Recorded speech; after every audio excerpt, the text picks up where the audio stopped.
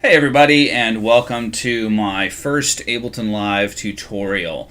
This is just a technique I was experimenting with a little while ago and playing around with it, and I ended up with what I thought were some really useful and musically interesting, sonically interesting results.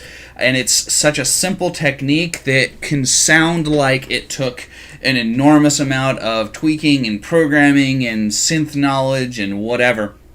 When it's actually incredibly simple and doesn't involve any synths whatsoever. So let's go ahead and check it out.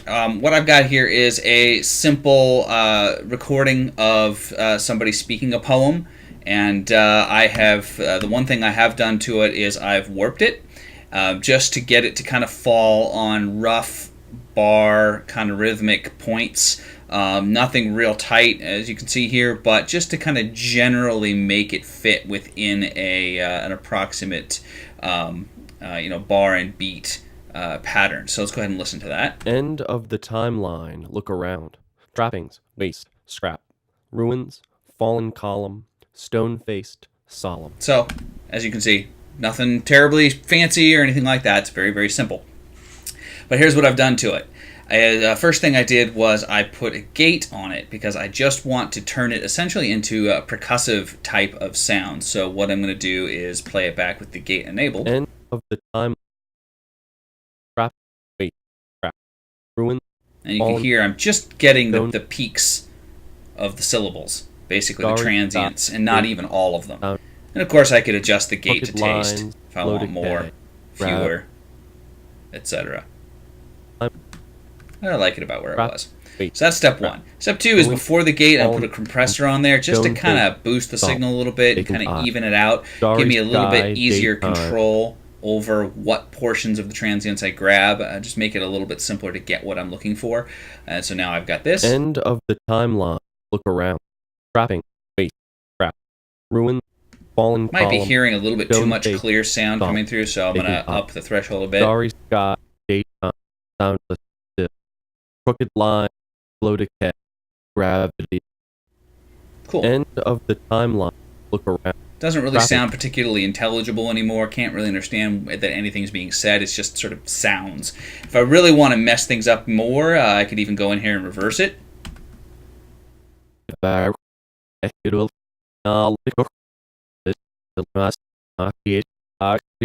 Now you're really not going to identify what's being said if that's important to you.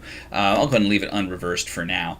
And the final step is going to be to pitch shift this sucker. Transpose the heck out of it. Let's go ahead and just crank it up all the way.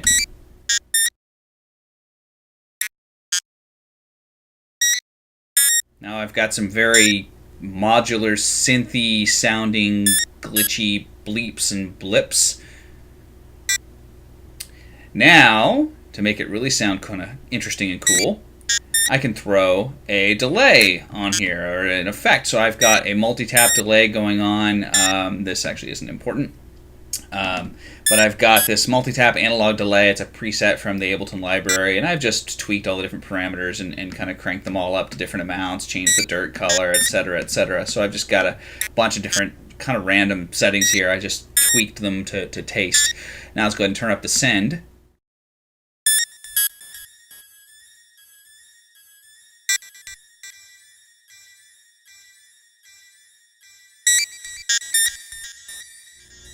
That's pretty cool. One of these has got a really high feedback. I might want to turn that down a little. Oops, let me see here. I think it's this one.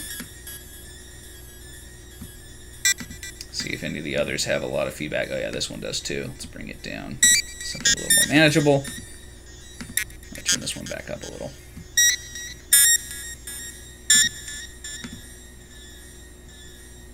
Still probably a little high. Cool. It's still kind of echoing out longer than maybe it should. Probably the space is a little high too. So anyway, you get the idea. You can play with this to taste, etc., etc. And now you've got something that sounds really kind of complicated and glitchy, and might have used a lot of programming or LFOs or complex stuff to get, and it really didn't. You can of course adjust the transpose. Of course, the lower you go, the more like a voice it's going to start to sound. But again, I can reverse it.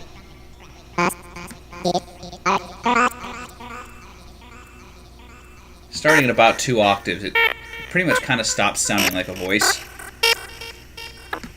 And above that, it definitely stops sounding like a voice. But then you can throw something like a drum loop under it, and you can get some really cool sounding stuff like this.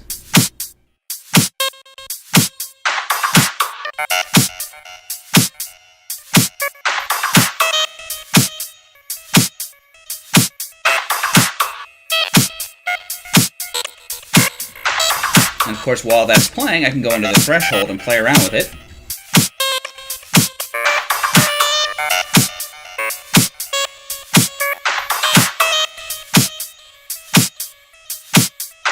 You could automate this.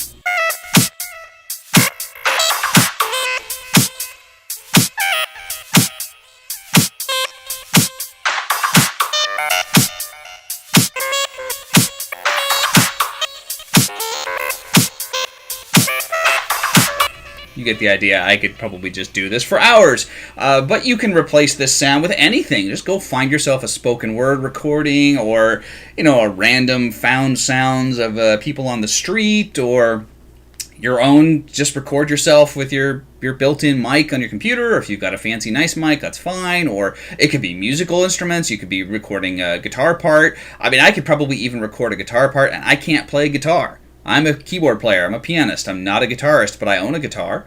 I can't play it for crap, but I bet you I could rhythmically perform something interesting sounding, although musically, melodically, it would probably sound like crap, but rhythmically it might be kind of interesting and kind of cool. And then I could just do this same trick to it, compress it, gate the crap out of it, and just take the peaks and clips and turn it into something different. And now I've got a really cool, rhythmic, percussive, glitchy sort of thing that I can kind of automate in and out and convert to audio even, and just blend it into taste. So there you have it. I hope that's a technique that maybe you find interesting and maybe you do something cool with. Enjoy!